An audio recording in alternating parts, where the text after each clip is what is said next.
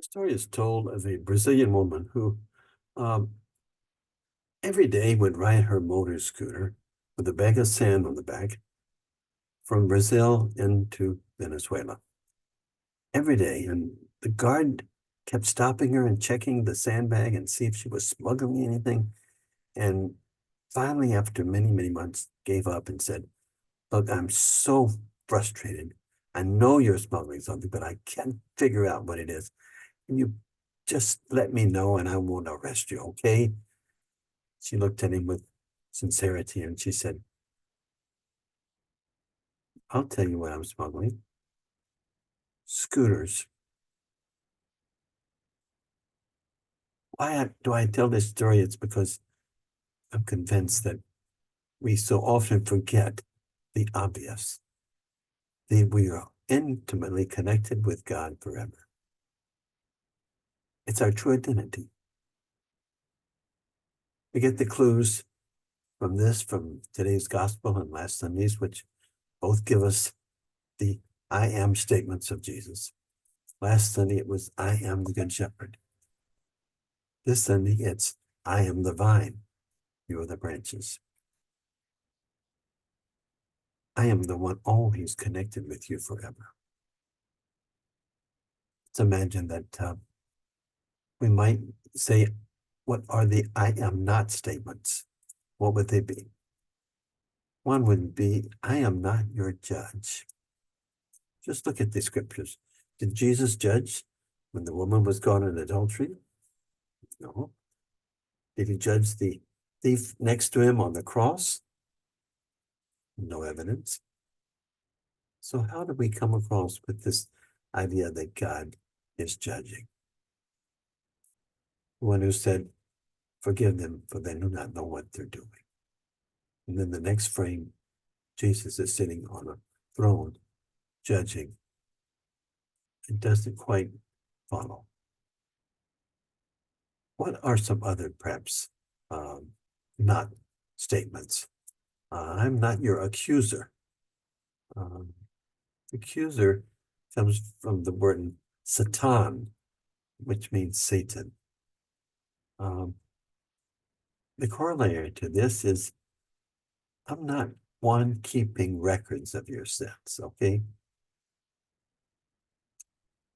Going back up for this, let's look at today's gospel.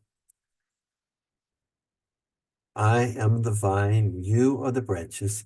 The one who lives in me and I in them will produce abundantly.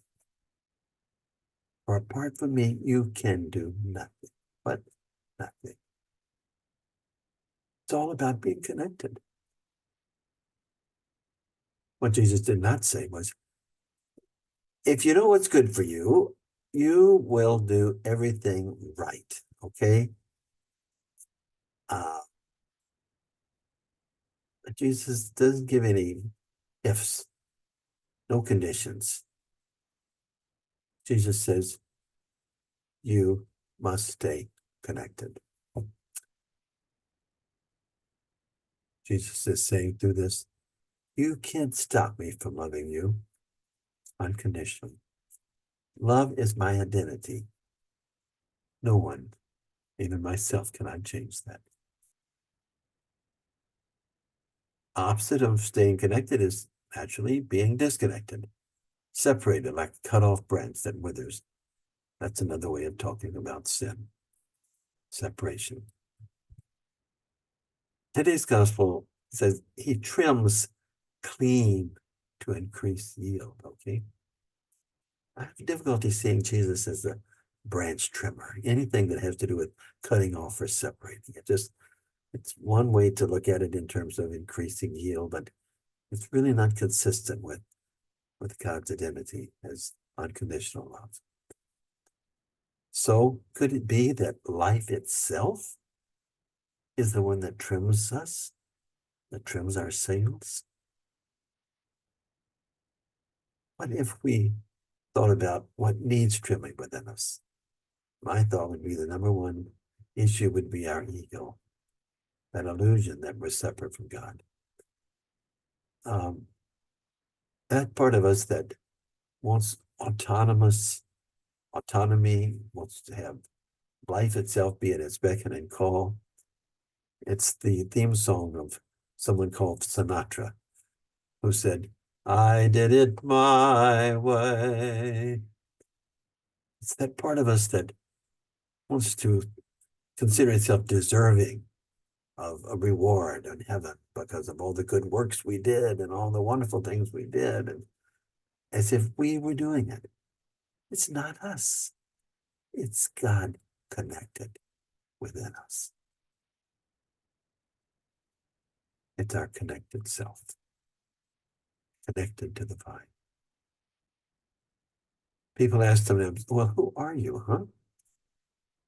I would say, I am the one God is connected to God's self forever. Pure gift. I didn't deserve it, can't earn it, merit it.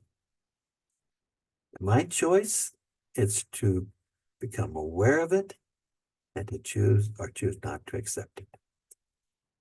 And accept it always through Him, with Him, and in Him, connected